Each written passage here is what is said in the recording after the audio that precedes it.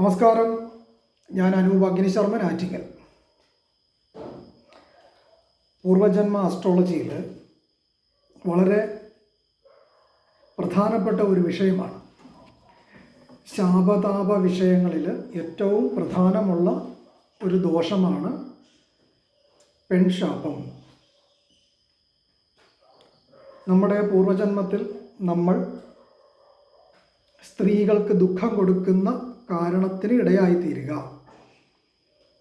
വിവാഹം കഴിച്ച സ്ത്രീകളെ വിഷമിപ്പിക്കുക, അമ്മമാരെ ദ്രോഹിക്കുക, സഹോദരിമാരെ വഞ്ചിക്കുക,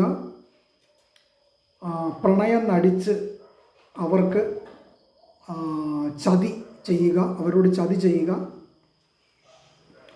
സഹോദരൻ വിവാഹം കഴിച്ച സ്ത്രീയോട് പോര് എടുക്കുക, അമ്മായിയമ്മ പോരെടുക്കുക, സ്ത്രീകളായിരിക്കുന്ന വേലക്കാരികളോട് ദ്രോഹം ചെയ്യുക, പ്രണയിച്ച് പറ്റിക്കുക, ഇങ്ങനെയൊക്കെയുള്ളതായ ദോഷകർമ്മങ്ങൾ നമ്മൾ പൂർവജന്മത്തിൽ ചെയ്താൽ ഈ ആത്മാവ് കർമ്മശാപത്താൽ വലഞ്ഞ്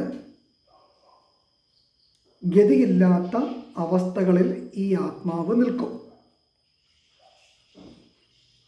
ഈ കർമ്മശാപങ്ങൾ പരിഹരിക്കുന്നതിന് വേണ്ടി ഈ ആത്മാവ് വീണ്ടും പുനർജനിക്കാനായിട്ട് കാരണമാകും. അപ്പോൾ പുനർജനിക്കുമ്പോൾ തന്നെ പൂർവജന്മത്തിൽ നിന്നും കൊണ്ടുവന്ന കടം, പെൺശാപം എന്ന കടം ഈ ആത്മാവിൻ്റെ DNA-യിൽ സ്ഥിരമായിരിക്കും.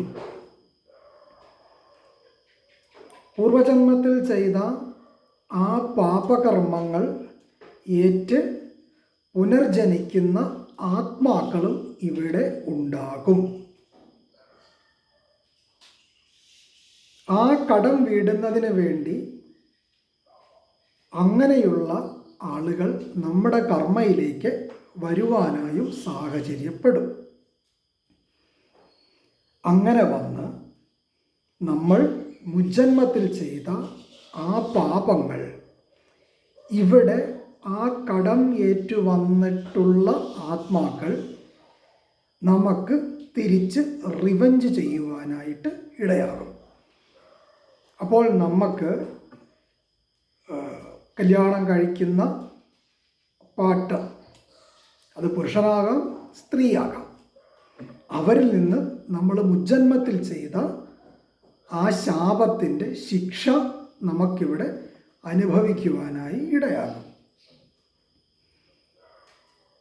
അത് നമ്മുടെ വിവാഹ ജീവിതങ്ങളിൽ പ്രശ്നങ്ങളാകുന്ന ജാതകങ്ങൾ നമുക്കെങ്ങനെ കണ്ടെത്താം?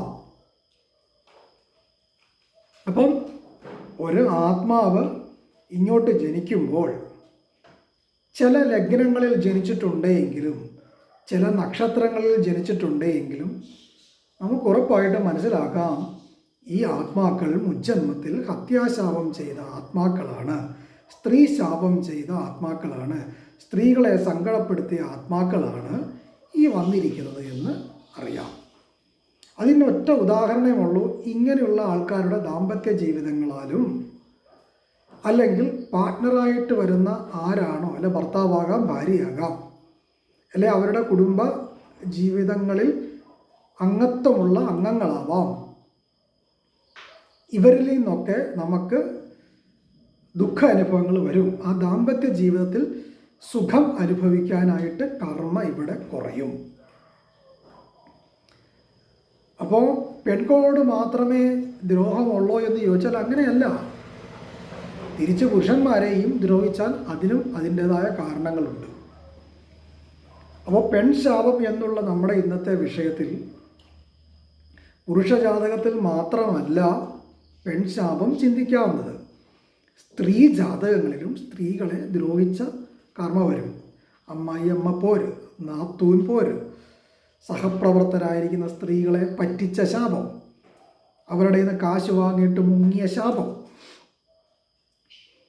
മറ്റുള്ള സ്ത്രീകളുടെ ഭർത്താക്കന്മാരെ അപഹരിച്ച ശാപം, ഇങ്ങനെയൊക്കെയുള്ള ഒരുപാട് കാര്യങ്ങൾ ഉണ്ട്.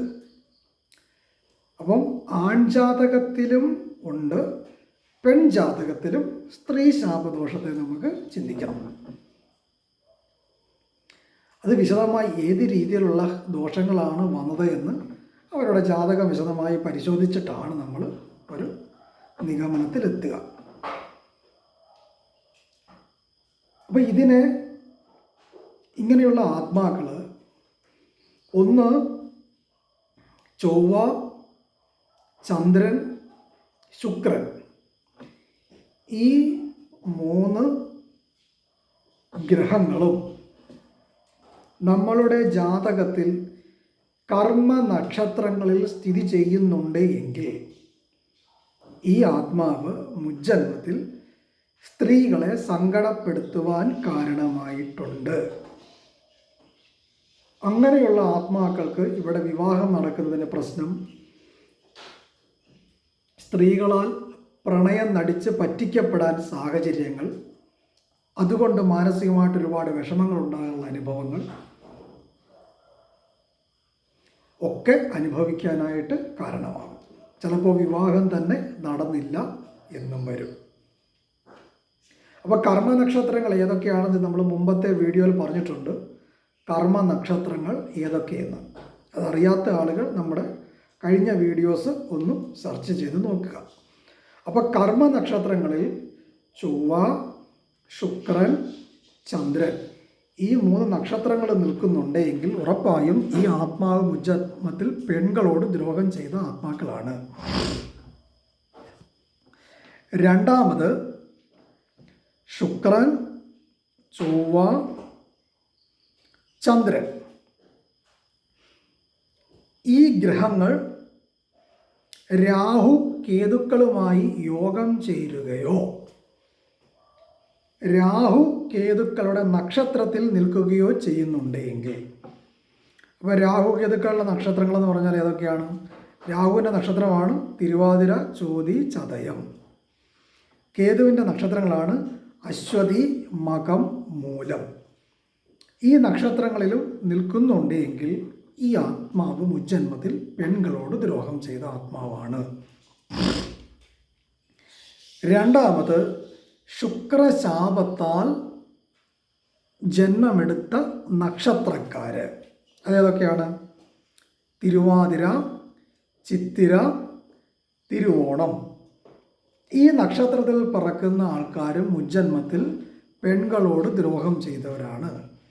അതുകൊണ്ട് ഇവർക്ക് ഇവിടെ കല്യാണം രീതിയിൽ പാർട്ട്ണർ മുഖേന ഒക്കെ സങ്കടങ്ങളും പ്രയാസങ്ങളും സന്തോഷപ്രദമാകുന്നൊരു ദാമ്പത്യ ജീവിതത്തെ നയിക്കാനും പ്രയാസം അനുഭവപ്പെടും. അതല്ലെങ്കിൽ ഇവരുടെ സന്തതികൾക്ക് കല്യാണം സംബന്ധിച്ച പ്രശ്നങ്ങൾ ഒക്കെ വരാനായിട്ട് അനുഭവങ്ങൾ വരും. രണ്ടാമത് ചൊവ്വയുടെ ശാപത്താൽ ജന്മമെടുക്കുന്ന ആളുകൾ. അതാരൊക്കെയാണ്? കാർത്തിക, പൂരം, മൂലം, രേവതി. ഈ നക്ഷത്രക്കാരും മുജ്ജന്മത്തിൽ സ്ത്രീകൾക്ക് ദുഃഖം ചെയ്തവരാണ്. അതിനാൽ ഇവരുടെ ദാമ്പത്യ ജീവിതം സ്ത്രീകളാൽ പറ്റിക്കപ്പെടുക ഒക്കെയുള്ള അനുഭവങ്ങൾ വരാനായിട്ട് ഇടയാകും. മൂന്നാമത് ചന്ദ്രശാപം കൊണ്ട് ജന്മമെടുത്ത നക്ഷത്രങ്ങൾ ഭരണി, മകം, തൃക്കേട്ട, ഉത്രട്ടാതി. ഈ നക്ഷത്രക്കാർക്കും വിവാഹ ജീവിതം, ദാമ്പത്യ ജീവിത കർമ്മകാര്യങ്ങൾക്ക് ബാധിപ്പ് വരും. രണ്ടാമത് കർക്കിടക ലഗ്നം, കർക്കിടക രാശിയിൽ പിറന്നവർ. കർക്കിടക രാശിയിൽ പിറന്ന ആരൊക്കെയാ? പുണർദം, പൂയം, ആയില്യം. ഈ നക്ഷത്രക്കാർക്കും മകരലഗ്നം കൊണ്ട് പിറന്നവർക്കും മകരലഗ്നത്തിൽ സ്ഥിതി ചെയ്യുന്ന നക്ഷത്രക്കാർക്കും. അപ്പോൾ മകരലഗ്നത്തിൽ മകരരാശിയിൽ സ്ഥിതി ചെയ്യുന്ന നക്ഷത്രങ്ങൾ ഏതൊക്കെയാണ്?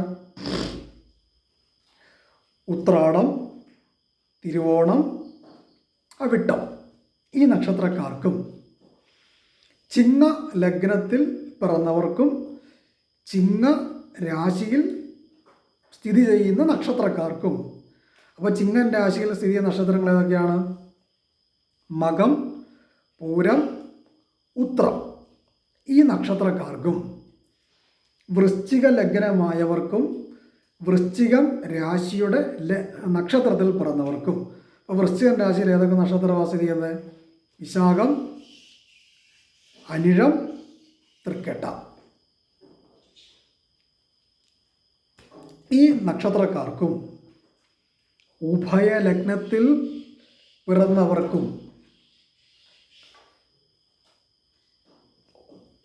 ഉഭയരാശി ലഗ്നമായി വരിക. അപ്പം മീനം, മിഥുനം, കന്നി, ധനു, ഇതാണ് ഉഭയലഗ്നം. അപ്പോൾ ഇത് ലഗ്നമായി വരുന്നവർക്കും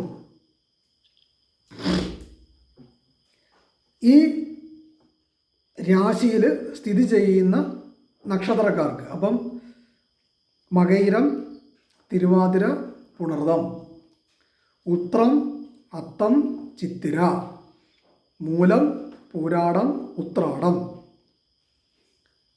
പൂരിട്ടാതി, ഉത്രട്ടാതി, രേവതി, ഈ നക്ഷത്രക്കാർക്കും മുജ്ജന്മത്തിൽ സ്ത്രീകൾക്ക് സങ്കടമുണ്ടാക്കുകയോ സ്ത്രീകളുടെ ശാപം വാങ്ങിച്ചവരോ ആയിരിക്കും.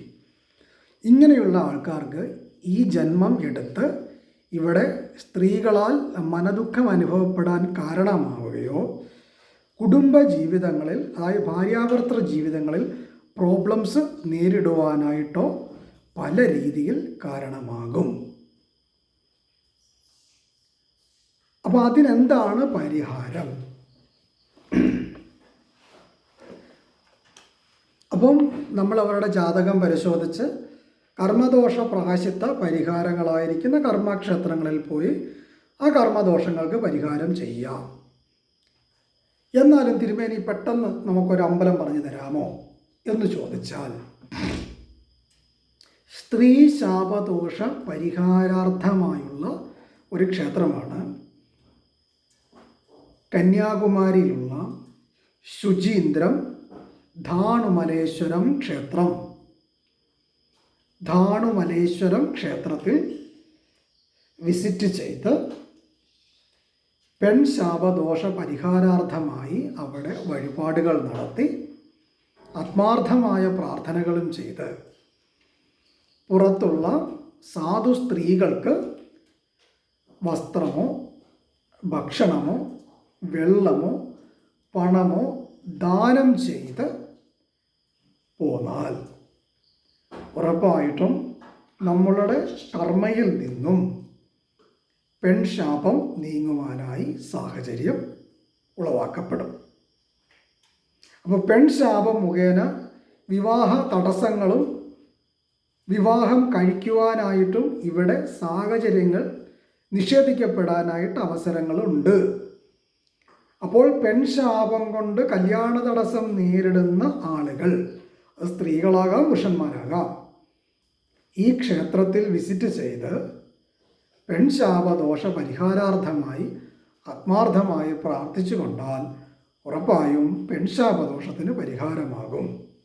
ഇവിടെ സ്ത്രീകളെ ബഹുമാനിക്കുകയും സ്ത്രീകളെ ദുഃഖിപ്പിക്കുവാനോ ഇടവരാൻ പാടില്ല.